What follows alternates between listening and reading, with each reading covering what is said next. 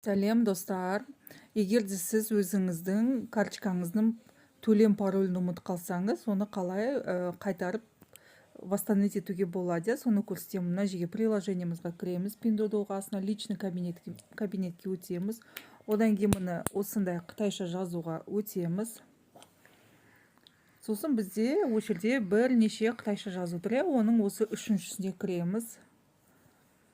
Мінекей менде бір карточкамен жұмыс істеп тұрмын, бір карточка тіркеліп тұр. Мен осы карточка басқа карточкада добавлять етуге болады, или мына карточканың төлем паролін восстановить етуге болады. Мен осы карточканың төлем паролін восстановить етемін. Ол үшін мына қызыл қосуды басамыз. Одан кейін мінекей, мына жерде егер білмейсіз, ұмытып қалдыңыз, онда мына жердегі мынау көк жазуды басамыз. Сосын мына үстіне басамыз карточканы. И мінекей